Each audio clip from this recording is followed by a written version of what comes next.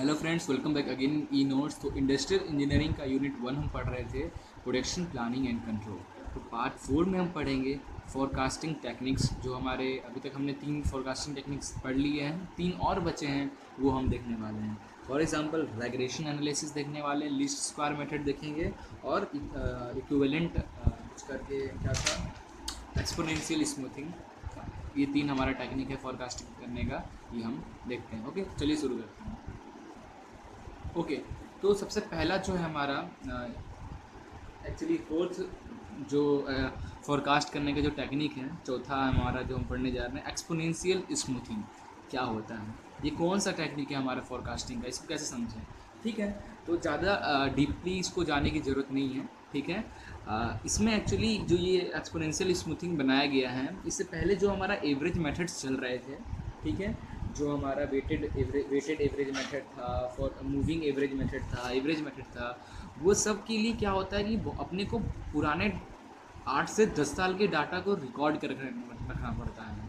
ठीक है, तो ये पॉसिबल नहीं है कि आप 10 साल 20 साल के डाटा को रिकॉर्ड करके रखे रहो, या फिर बाय डिफ़ॉल्ट वो अगर आपसे डिलीट हो गया तो आप अगले साल का फोरकास्टिंग नहीं कर पाओगे। तो इसमें बहुत ज़्यादा प्रीवियस ईयर्स का रिकॉर्ड इकट्ठा करके रखना पड़ता है, तो ये बहुत डिफ़िकल्ट है। ठीक है, और सो एक्सपोनेंशियल स्मूथिंग हम बनाया गया।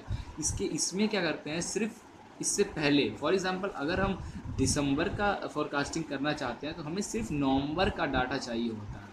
ठीक है, सिर्फ नवंबर का हमें डाटा चाहिए, हम उससे दिसंबर का फोरकास्टिंग कर लेंगे। ठीक है, तो इसमें जो सबसे ज़्यादा वेटेड देते हैं, तो हम वो जो रीसेंट मंथ होता है उस पर फोकस करते हैं, उसके पीरियड्स पे फोकस करते हैं। ठीक है, ये प्रोसेस जो है exponential smoothing process. Okay, now तो न्यू फोरकास्ट, अगर आपको किसी नया फोरकास्ट करना हो तो उसके लिए latest sale figure plus alpha plus 1 minus alpha. ठीक है, जो लेटेस्ट सेल फिगर हैं और प्लस ओल्ड फोरकास्ट, जो इससे पहले आपने फोरकास्ट किया था, इससे पहले मंथ का जो फोरकास्ट किया था, मतलब जैसे दिसंबर का फोरकास्टिंग करना है तो नवंबर का जो फोरकास्टिंग है वो, और प्लस लेटेस्ट सेल्स फिगर, जो लेटेस्ट अभी तक जो सेल्स एवरेज चल रहा है उसको प्लस कर दो, तो आपका न्यू फोरकास्ट निकल आएगा। ठीक है, so where alpha is known as smoothing constant. Alpha क्या है, स्मूथिंग कांस्टेंट। तो ये जो न्यू फोरकास्ट का फॉर्मूला बना, न्यू फोरकास्ट का जो मेन फार्मूला बना, it is alpha plus 1 minus alpha. Okay, where alpha is the smoothing constant. Okay, now the size of alpha should be chosen in the light of the stability or variety of actual cells and normally from 0.1 से 0.3, 0.1 से 0.3 के बीच में हमारे alpha की value हमेशा आती है और रखनी पड़ती है। ठीक है, नाउ स्मूथिंग कांस्टेंट अल्फ़ा को अगर आपको फाइंड करना हो तो उससे कैसे फाइंड करोगे, इसका उसके लिए जो फॉर्मूला है, it is alpha is equal to 2 upon n plus 1, number of period जो है आपके वो प्लस 1। ओके, तो उससे आपका स्मूथिंग कांस्टेंट अल्फ़ा की वैल्यू निकल आएगी। ठीक है, now for example if we wish to adopt an exponential smoothing technique if equivalent to a 9 period moving average. ठीक है, अब 9 पीरियड तक हैं, आप 10वें पीरियड का अगर आप निकालना चाहते हो, फोरकास्टिंग करना चाहते हो, ठीक है, अभी 9 पीरियड का एवरेज आपने निकाला है, तो इसके लिए जो स्मूथिंग होगा, स्मूथिंग कांस्टेंट वो क्या हो जाएगा, alpha is equal to 2 upon 9 plus 1। n plus 1 था, means 9 plus 1, number of periods plus 1, that is 0.2। तो 0.1 से 0.3 के बीच में ही आपका अल्फ़ा की वैल्यू आती है। ठीक है, basically exponential smoothing is an average method and is useful for forecasting one period ahead. In this approach the most recent past period demand is weighted most heavily। मतलब अगर जैसे कि दिसंबर का अपने को कैलकुलेट करना हो तो हम नवंबर का जो फोरकास्टिंग है उसकी वैल्यू लेके कैलकुलेट कर लेंगे। तो मीन्स जो हम सबसे ज़्यादा वेटेड हैवीली वेटेड किस पे है, नवंबर पे, सिर्फ नवंबर के फोरकास्टिंग पे, उससे हम दिसंबर की फोरकास्टिंग कर लेंगे। ठीक है, तो ये था हमारा एक्सपोनेंशियल स्मूथिंग। एक फॉर्मूला हमारा बनता है, ठीक है, जनरलाइज इक्वेशन। जो जनरलाइज इक्वेशन है हमारा, that is F T is equal to alpha 1 minus alpha का 0 power 0 D T minus 1, alpha 1 minus alpha का 1 D T minus 2 plus alpha 1 minus alpha K minus 1 D T minus K plus 1 minus alpha का power K F T minus K, ठीक है, where K is the number of past period, जिससे पहले के past periods थे कि वो है हमारा. Now it can be seen from this equation that the weighted associated with each demand of equation are not equal, but rather than successively ordered demand weighted decreases by factor 1 minus alpha.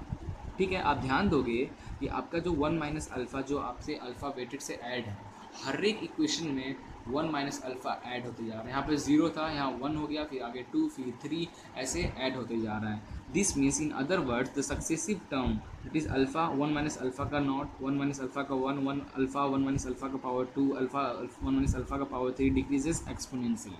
So this means that the more recent demand are more heavily weighted than the remote demands. Okay, तो ये हमारा general equation था हमारा किसके लिए, latest forecasting के लिए. Okay, एक क्वेश्चन है, हम इस पर देखते हैं. ठीक है,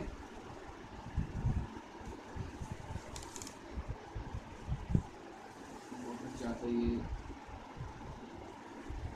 now the demand for the disposable plastic tubing for a general hospital is 300 unit and 350 unit for September and October.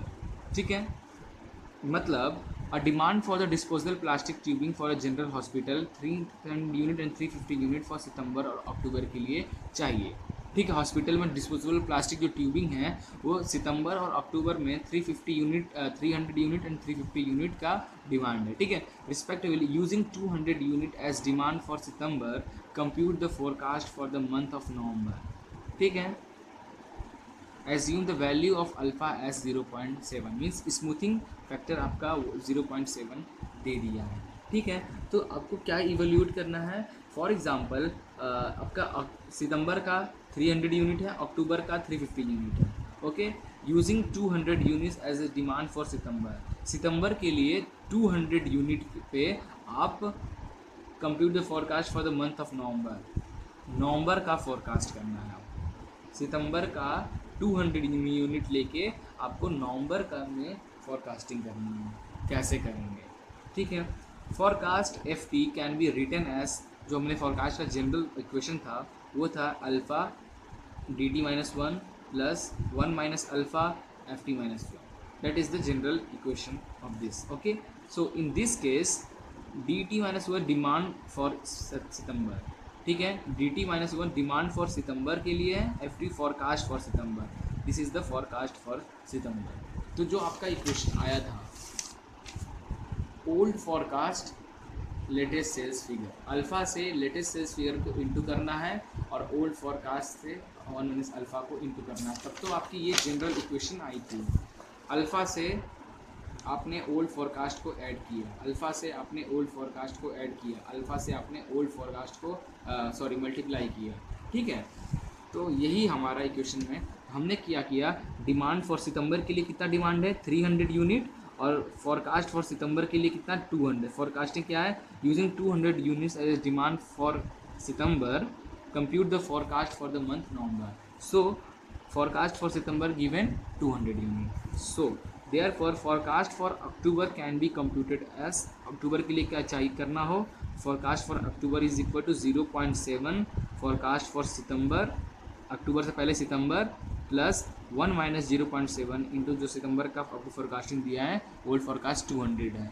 ठीक है, इसको कर दोगे तो आपका अक्टूबर के लिए फोरकास्टिंग हो गया 270 यूनिट. ओके, नाउ अब क्या करना है आपको, फोरकास्ट फॉर द मंथ नवंबर.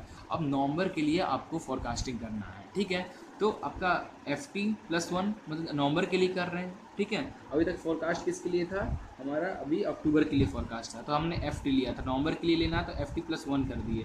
तो फार्मूला क्या था, alpha demand for October plus 1 minus alpha forecast for अक्टूबर. तो फोरकास्ट फॉर अक्टूबर के लिए अभी हमने कैलकुलेट किया 270. ठीक है, और डिमांड फॉर अक्टूबर के लिए कितना डिमांड है हमारा, अक्टूबर के लिए कितना, सितंबर के अक्टूबर के लिए डिमांड कितना है 350 यूनिट और फोरकास्ट क्या है अक्टूबर के लिए 270 यूनिट. यहाँ पे सितंबर के लिए डिमांड कितना था 300 यूनिट और फोरकास्ट 200 यूनिट. तो अक्टूबर सितंबर के लिए फोरकास्ट था 200 यूनिट और ओल्ड डाटा था इतना 300 यूनिट. तो उससे हमने सितंबर के लिए था तो अक्टूबर के लिए हमने कैलकुलेट कर लिया फोरकास्ट. ठीक है। तो और तो अक्टूबर का फोरकास्ट अगर आपको मिल गया तो अक्टूबर का फोरकास्ट हमने पुट किया, अल्फ़ा वही है, और अब अक्टूबर की डिमांड हमने पुट की, तो हमने अक्टूबर की फोरकास्ट नवंबर की फोरकास्ट कैलकुलेट कर ली। ठीक है, नवंबर की कैलकुलेट करने के लिए अक्टूबर का फोरकास्ट और अक्टूबर का डिमांड अल्फ़ा और 1 अल्फ़ा से मल्टीप्लाई करके ऐड कर देंगे तो निकल आएगा। ठीक है, समझ में आ गया ना। रेग्रेशन एनालिसिस, रेग्रेशन एनालिसिस क्या है? रेग्रेशन एनालिसिस ये भी एक फोरकास्टिंग करने का एक तरीका है। तो रेग्रेशन एनालिसिस एक्चुअली क्या है? रेग्रेशन लाइन है या फिर आप बोले एक कर्व है, एक बेस्ड कर्व, एक कर्व है जिसके पर्टिकुलर पॉइंट पे, फॉर एग्जांपल ये कर्व है, इसके हर एक पॉइंट पे हमने पिछला फोरकास्ट नोट करके रखा है। जो सबसे अच्छा कर्व पॉइंट होगा वही हमारा उसका फोरकास्ट होगा अगले मंथ का। ठीक है, तो ये था हमारा regression analysis. Regression analysis is also known as method of curve fitting. On this method the data on the past sale is plotted against time. जो पुराना डाटा है उसको टाइम के अकॉर्डिंग हम एक कर्व लाइन पे रखते हैं। And the best curve called the trend line, regression line and the trend curve. Okay, the forecast is obtained by extrapolating this trend line or curve. Okay, now for linear regression y is equal to a plus bx। ठीक है, point है ये coordinates का। Therefore a क्या हो जाएगा? a is equal to sum of total y minus b sum of total x upon n। ठीक है, ये फॉर्मूला है हमारा। देयरफॉर a ये हो गया। अब a की जगह पे आप ये पुट करो और b की वैल्यू निकालो। a की जगह पे ये वैल्यू जो है a की जगह पुट करो और b की वैल्यू निकालो। ठीक है, ये जनरल इक्वेशन बना रेग्रेशन एनालिसिस का। अब a और b कैलकुलेट करके वैल्यू पुट करो तो आपका स्टैंडर्ड निकल जाएगा। तो b क्या हो जाएगा? b a की वैल्यू पुट करो, b को एक तरफ रखो, बाकी क्या हो जाएगा? n करके देख लेना, n summation of x y minus summation of x summation of y upon n summation of x का whole square minus summation of x का होल स्क्वायर, ये आएगा। Okay, and the standard error जो हमारा बनने वाला है finally root of summation of y minus y1 का whole square upon n minus 2। ठीक है, जब अब इसका न्यूमेरिकल वैसे बनता नहीं, रेग्रेशन एनालिसिस सिर्फ पूछता है। तो जब कोई नॉर्मल क्या होता है regression forecasting, how to use forecasting of using regression analysis, तो आपको बताना पड़ेगा कि रेग्रेशन एनालिसिस हम एक कर्व बनाते हैं जो कि टाइम पुराने रिकॉर्ड को टाइम के अकॉर्डिंग एक कर्व बनाते हैं। जो बेस्ट कॉर्ड होता है, जो कर्व होगा वो हमारा अगले मंथ का फोरकास्टिंग होता है। उसके लिए जो लीनियर इक्वेशन है this where a is equal to this and the b is equal to this and the standard error जो आता है इनके बीच में that is root of summation of y minus y1। y और x कोऑर्डिनेट पॉइंट है हमारा, x से और y से। ठीक है, नाउ अगला है हमारा least square method of forecasting. ये हमारा थर्ड फोरकास्टिंग टेक्निक है, that is least square method of forecasting. इसमें क्या करते हैं? For example in the simple regression analysis the relation between the dependent variable y and some independent variable x can be represented by a straight line. Okay, where y is equal to a plus bx। ठीक है, y क्या है? Dependent variable, और x क्या है? एक independent variable. ठीक है, तो उसके स्ट्रेट लाइन बनाता है जिसका इक्वेशन होता है y is equal to a plus B X. Okay, where b is the slope of the line and a is the y intercept. Okay, now the values of constant a and b are determined by the two simulation equation. Value of a और y that is summation of y is equal to na plus b summation x, और summation of x Y क्या हो जाएगा? a summation of x plus b summation of x square. ये आपको याद करना होगा। ठीक है, now this two equation are called normal equation.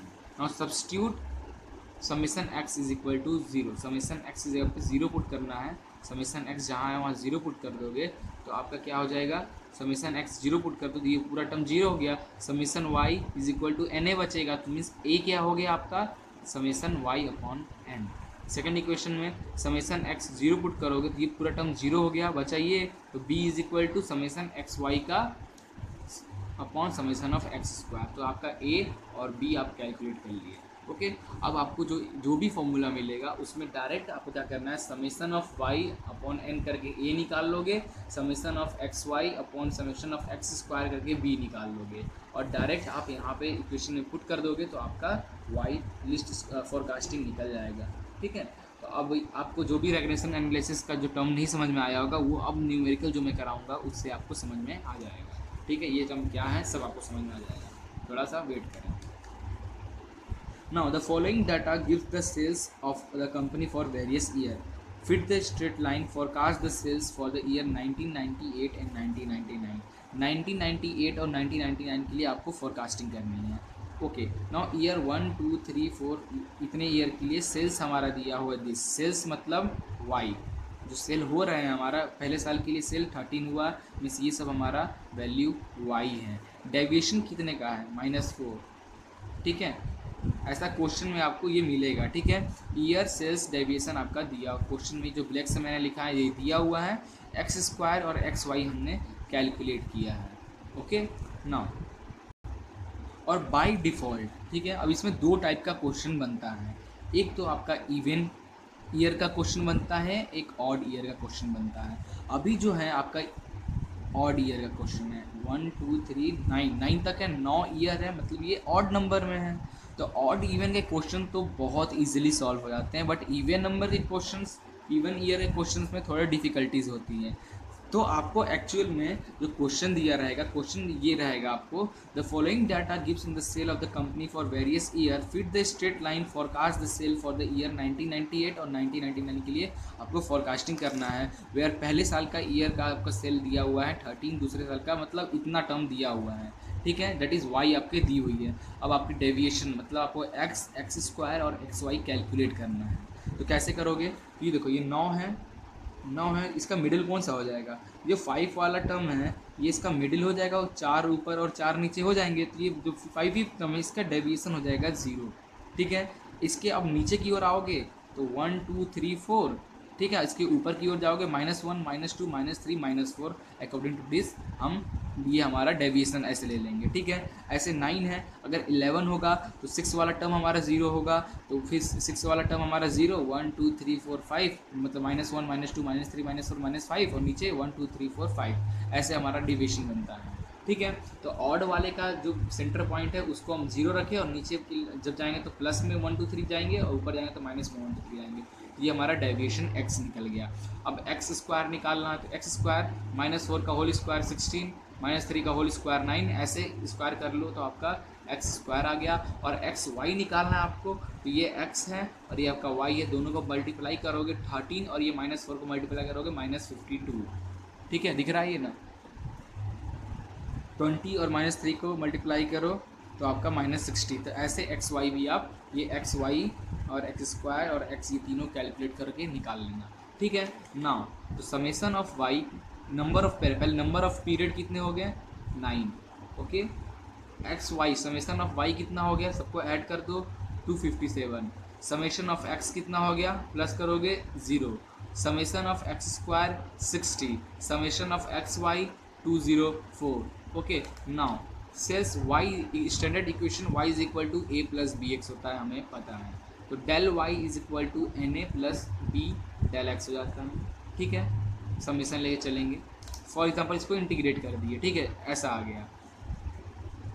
Now substitute the value for a and b, आपको ए और बी की वैल्यू निकालनी है। तो हमें पता है कि ए की value summation of y upon n होता है, और बी की value summation of x y upon summation of x का होल स्क्वायर होता है। समेशन ऑफ वाई कितना है हमारा 257, और एन नंबर ऑफ पीरियड्स 9, तो हमारा ए आ गया 28.56।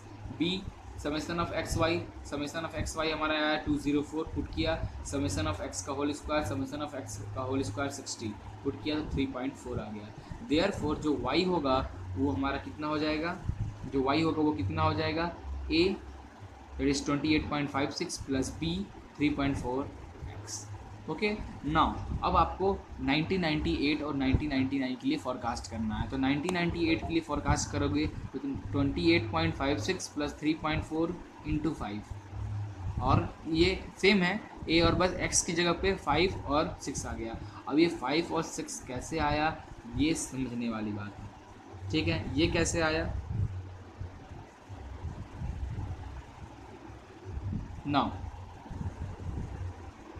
ना तो ये सब तो हम निकाल ए की और वी वैल्यू निकाल लिए, तो हमने इसमें पुट करके एक जनरल इक्वेशन हमने रेडी कर लिया। अब हमें फोरकास्टिंग 1998 और 1999 का पूछा है, तो 99 अब सेम इक्वेशन है, बस x की जगह पे यहाँ पे 5 मल्टीप्लाई हो गया और यहाँ 6 मल्टीप्लाई हो गया। ये कहाँ से आया? एक्चुअल में जो अपने क्वेश्चन है ना, तो एक्चुअल क्वेश्चन अपना ये है, ठीक है। एक्चुअल क्वेश्चन ऐसा है कि 1989 में 13 है, तो इसे हमने ऐसे पीरियड में ले लिया कि पहले पीरियड में 13, दूसरे पीरियड में ऐसे करके 1 2 3 ऐसे में हमने ईयर ले लिया है, ठीक है। बट एक्चुअल में ऐसा है, तो 1997 है, इसके बाद 1998 आ रहा है, ठीक है। तो 9वें नंबर पे 1997 है, अगर इसको रखोगे तो 9वें नंबर पर 1997 है और उसका डेविएशन 4 है। तो 1998 का डेविएशन क्या हो जाएगा? 5। 1999 का डेविएशन क्या हो जाएगा? 6। इसलिए हमने यहाँ पे क्या किया, 1998 के लिए डेविएशन 5 हमने x मल्टीप्लाई कर दिया। डेविएशन x मतलब डेविएशन, और 6 हमने मल्टीप्लाई कर दिया। ओके, तो हमने हमारा ये निकला है, ठीक है। तो अब आपको समझ में आया आपका लीस्ट स्क्वायर मेथड में y क्या है। y आपका नंबर ऑफ सेल्स, a और b आपका variables, x are independent variable, x actually x are क्या बोलते हैं डेविएशन कितना हो रहा है ये वो। ओके, नाउ एक और क्वेश्चन है, एक और क्वेश्चन हम सॉल्व करेंगे। The sales for the domestic water pump manufacture by the Ajit manufacturing company is given forecasted the demand for pump for the next 3 year using least square method. अब देखो list 1986 में इतना, 1987 में इतना ईयर और sales इतना दिया हुआ है, तो इससे हम ऐसे 1990 ऐसे बॉक्स बना लिए, ठीक है। तो 1986, 87, 1995 तक दिया हुआ है और सेल्स दिया हुआ है हमारा, ठीक है, वाई। अब नंबर ऑफ ईयर्स गिनो, नंबर ऑफ पीरियड 1 2 3 4 5 6 7 8 9 10, एन आ गया हमारा 10, एन 10 आ गया। अब ये तो हमारा इवन में आ गया, अब क्या करें, इवन में आ गया, तो अब इवन में 10 आया, तो हम देखो ऊपर से 5, 1 2 3 4 5 और 1 2 3 4 5, ठीक है।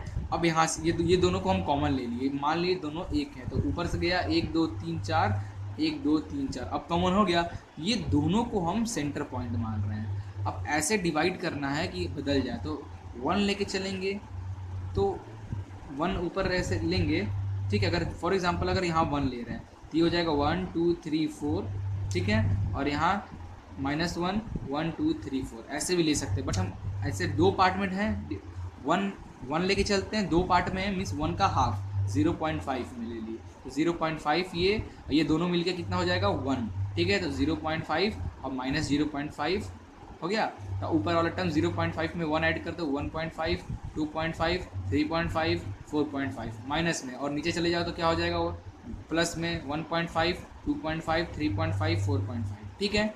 अगर ये देखो फॉर एग्जांपल इसे पहले वाले क्वेश्चन में देखते हैं, ये हमारा सेंटर पॉइंट था, ठीक है, तो एक ही सेंटर पॉइंट था, तो उससे हम 0 लिए और ऊपर 1 2 3 4 5 कर दिए, 1 2 3 4 5 कर दिए। तो जब 2 सेंटर रहेगा तो हम उसको कैसे करेंगे, हम 0.5 और 0.5 लेके कर लेंगे 1 का हाफ, ठीक है, और फिर 1 1 1 बढ़ाते जाएंगे, ठीक है। तो वही किया, x हो गया, तो x स्क्वायर क्या हो जाएगा 4.5 का होल स्क्वायर, तो x स्क्वायर आप निकाल लोगे, x और y क्या हो जाएगा, ये x डेविएशन और ये y सेल x y को मल्टीप्लाई कर लो, तो ये आप ये निकाल लोगे। तो total number of period 10, summation of y sales का आ गया 438, डेल x 0, डेल x का समेशन ऑफ x का square 82.5, summation of x y का 251। ओके, देखो एक टर्म यहाँ पे लिखा हुआ है, as the number of period is even sum of the deviation is made equal to 0। अब क्या एक्चुअल करते क्या है कि ऐसा नंबर आपको चूज़ करना है कि उसको पूरे को प्लस, ये माइनस में टर्म है, सबको प्लस करने पे आपका डेविएशन 0 आए, ठीक है। अगर आप 1 लेके चलते तो आप जब फिर प्लस करते तो 0 नहीं आता, तो ऐसा टर्म लेना है कि डेविएशन आपका 0 आ जाए, तो हमने ये टर्म 0.5 लेके किया, 1 या 0.5 ऐसे ही लेके आपका पूरा काम हो जाएगा, ठीक है। तो ये आपको आप पे डिपेंड करता है। नाउ ए का formula summation of y upon n, summation of y हमारा 438 है और नंबर ऑफ पीरियड 10 है, ए आ गया। बी हमारा summation of x y upon summation of x का स्क्वायर, पुट किया वैल्यू हमारा ये आ गया। Now the regression line is, A और बी की वैल्यू पुट की है हमने एक मेन इक्वेशन में, तो y is equal to 43.8 plus 3.04 x आ गया डेविएशन। और forecast for the pump for next 3 year का बोला था, तो 1995 हमारा लास्ट ईयर था, इसके बाद 1995 हमारा लास्ट ईयर था, इसके 1996, 1997 और 1998 तीन का साल इसके बाद का और निकालना है। तो यहाँ कितना है, डेविएशन 4.5 है 1995 का, तो 1996 का क्या होगा 5.5, 1997 का क्या होगा 6.5, 1998 का क्या होगा 7.5। ओके, तो 1996 का क्या हो गया 5.5, 1997 का डेविएशन 6.5, 1998 का डेविएशन 7.5। तो हमने मल्टीप्लाई करके हमारा आंसर आ गया। इसी इक्वेशन में सेम वैल्यू डेविएशन चेंज होता गया। ओके, तो ऐसे हम अगले साल की फोरकास्टिंग करते हैं with the least square method से। ओके, अब आपको रेग्रेशन एनालिसिस और लीस्ट स्क्वायर मेथड दोनों समझ में आ गया। इसीलिए मैं कहता हूँ वीडियोस पहले मेरी पूरी देखो। कभी कभी क्या होता है थ्योरी समझ में नहीं आता जब तक आप न्यूमेरिकल नहीं समझते हो। ओके, तो आई थिंक इतना काफ़ी होगा फोरकास्टिंग के लिए। तो नेक्स्ट लेक्चर में हम डिस्कस करेंगे राउटिंग क्या है, थोड़ा बहुत थ्योरी, और उसके बाद शेड्यूलिंग में हमारा एक जॉनसन मेथड आता है वो हम डिस्कस करेंगे। उसके बाद 2-3 टॉपिक और बचेगा, हमारा यूनिट 1 खत्म हो जाएगा। ओके, तो thank you for watching this video, please like and share it and don't forget to subscribe it.